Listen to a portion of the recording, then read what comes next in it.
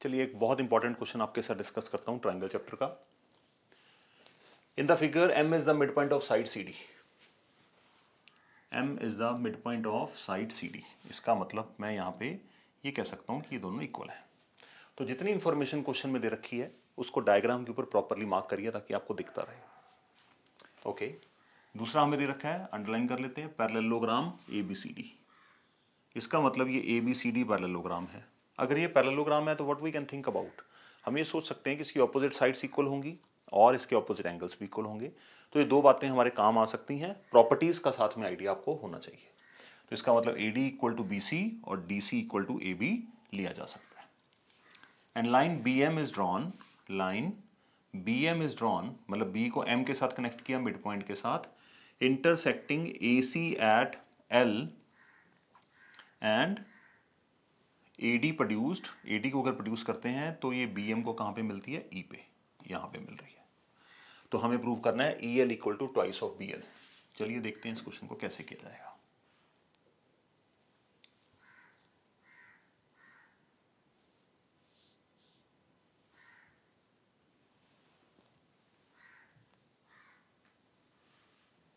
Okay,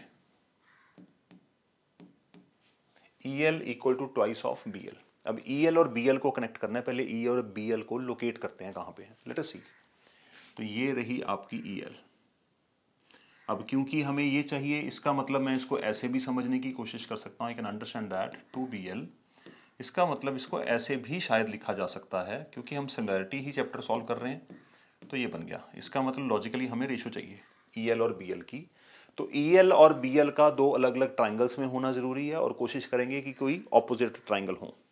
opposite triangle लेंगे तो similarity करना आसान हो जाता है। तो EL और BL, देखिए ये दोनों आ गए।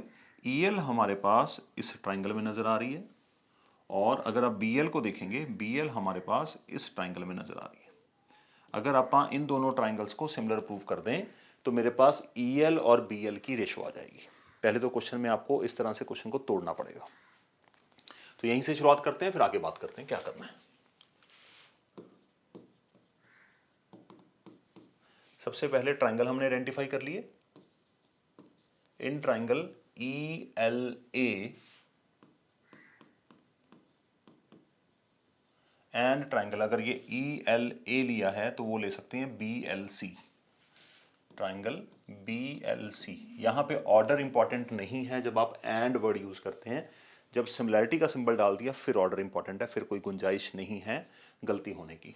तो ये आप चाहें अपनी तरफ से कुछ भी लिख सकते हैं, नीचे जब हम सिमिलैरिटी का सिंबल डालेंगे तो वो परफेक्टली ठीक करके लिखेंगे। ओके, तो देखिए जरा यहाँ पे क्या क्या है ट्राइंगल्स को सिमिलर करने के लिए।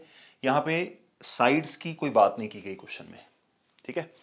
अब देखिए, क्योंकि ये पैरेललोग्राम है तो पैरेललोग्राम की साइड्स क्या होती हैं बच्चों, पैरेलल होती हैं, और ये साइड इसके पैरेलल है। अगर ये पैरेलल हैं तो आप नोटिस करेंगे तो ये दोनों एंगल आपस में क्या होने चाहिए, इक्वल होने चाहिए। इसका मतलब मैं ये इंप्लाई करना चाहता हूं कि ये एंगल 1 और ये एंगल 2 आपस में इक्वल है। देखिए अब जी बन रहा है ना, यहाँ से यहाँ फिर यहाँ पैरेलल लाइन का जी बन रहा है। तो 1 और 2 हो गए ऑल्टरनेट एंगल, और यहाँ पे इसको थोड़ा सा क्लीन करें।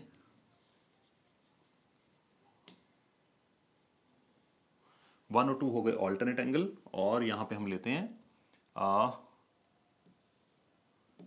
3 एंड 4। इनको हम क्या ले सकते हैं, वर्टिकली ऑपोजिट एंगल। इसका मतलब एंगल एंगल सिमिलैरिटी से EL अपॉन BL तो हमारा तैयार हो गया। बस हमें चाहिए 2 और 1, वो बाद में देखते हैं। चलिए, तो एंगल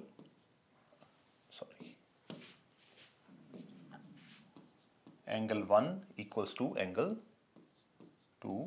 इसका रीजन आएगा ऑल्टरनेट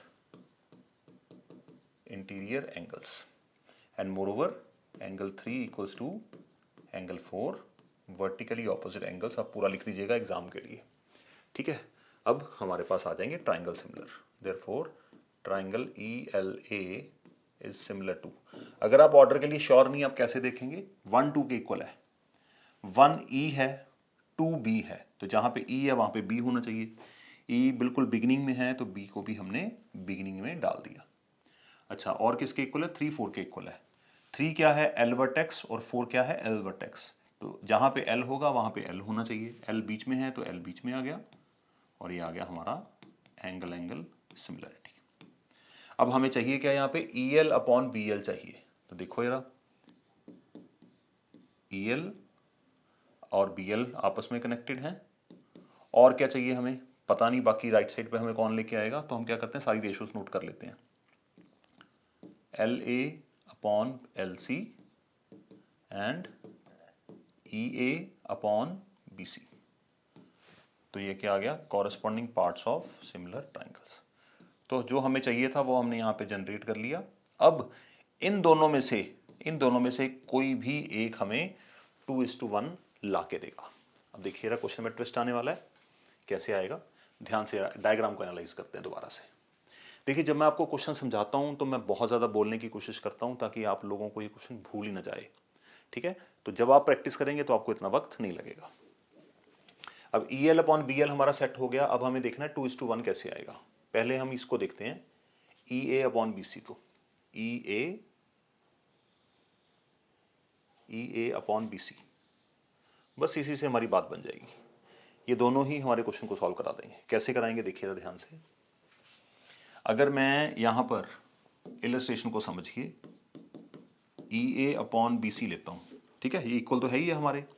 अब ई ए को हम क्या कर सकते हैं, दो भागों में तोड़ सकते हैं, किसमें, ई डी प्लस ए डी, और नीचे क्या है, बी सी। अब आप देखिए, एक और काम हमें यहां पे करना होगा। ये जो ट्राइंगल है जिसमें बी सी है और जिसमें ई डी है, ये जो वर्टिकली ऑपोजिट ट्राइंगल्स हैं, हमें दोनों ट्राइंगल्स आपस में करने होंगे कॉन्ग्रुएंट या सिमिलर, कुछ भी कर सकते हैं। अगर हम इनको आपस में कॉन्ग्रुएंट कर दें तो बी सी किसके इक्वल आ जाएगी, ई डी के, पहली बात। और B C equal to A D already है क्योंकि वो पैरेललोग्राम है। तो देखिएगा ध्यान से, अगर ये ट्राइंगल की कॉन्ग्रुएंसी से B C equal to E D आ जाती है तो मैं ई डी की जगह बी सी लिख सकता हूँ यहाँ पे, और B C equal to A D parallelogram की वजह से है तो मैं ए डी की जगह पे क्या लिख सकता हूँ, बी सी, और नीचे क्या है, बी सी। तो इसका मतलब ये रेशो आ जाएगी 2:1। तो ट्राइंगल्स हमें करने होंगे कॉन्ग्रुएंट। चलिए बढ़ते हैं आगे। क्वेश्चन देखिए, नए नए टाइप के क्वेश्चंस हैं। जब आप इनको प्रैक्टिस करते हैं तो आपको ये सोचना होगा कि उसके लिए आप स्टोरी लाइन क्या बनाते हैं ताकि आपका ब्रेन उसको एक्सेप्ट कर पाए। बिना स्टोरी लाइन के आपके क्वेश्चन करने मुश्किल, आपको लगेंगे मुश्किल। तो हमने ये ट्राइंगल और ये होल ट्राइंगल डिसाइड किया है आपस में कॉन्ग्रुएंट करने के लिए।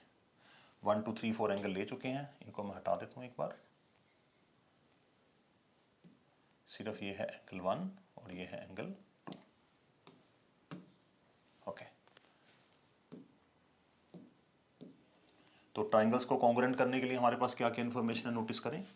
एक तो एंगल 1 इक्वल्स टू एंगल 2 है, एंगल 3 इक्वल्स टू एंगल 4 है, और डीएम इक्वल टू सीएम है। इसका मतलब दो एंगल हैं और बाहर वाली साइड है, तो एंगल एंगल साइड रूल से ट्राइंगल्स हमारे हो जाएंगे कॉन्ग्रुएंट। चलिए इनको कॉन्ग्रुएंट करते हैं पहले। In triangle EDM and triangle EDM के बाद यहां पे लेते हैं अपन BCM. What we can write, angle 1 equals to angle 2, alternate interior angles, angle 3 equals to angle 4, ये आ गया वर्टिकली ऑपोजिट एंगल्स, एग्जाम में आपको पूरा लिखना होगा। और तीसरा आएगा आपके पास DM equal to CM.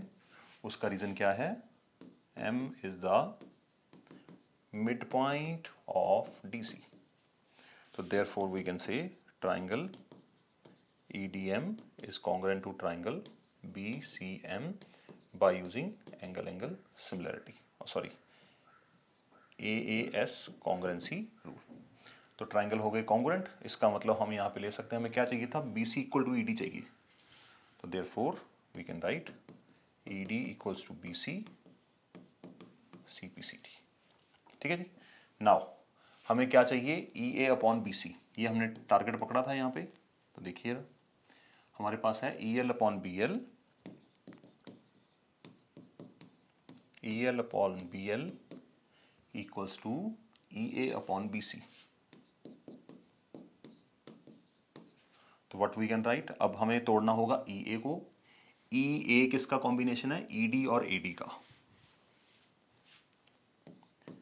E L upon B L equals to E D and A D, और नीचे कितना है, बी सी। सबसे पहले यहां पे देखिए ई डी किसके इक्वल है, बी सी के।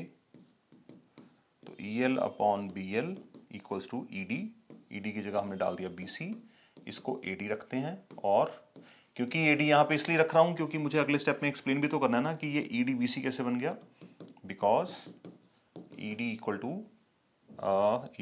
To B C. ठीक है जी, यहां से हमने उठा लिया। अब हमें ए डी को चेंज करना है, तो ए डी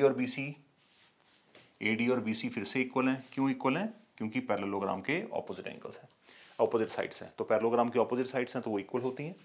तो we'll write here E L upon B L equals to B C plus B C upon B C. यहाँ पे हम लिखते हैं A D equals to B C, opposite sides of parallelogram. तो इसको अगर हम फर्दर सिंप्लीफाई करते हैं तो E L upon B L to B C upon B C cancel out. तो we can write E L, B L इधर divide हो रहा है उधर जाके मल्टीप्लाई हो जाएगा। तो E L comes out to B, ये इस क्वेश्चन का बनेगा प्रूफ।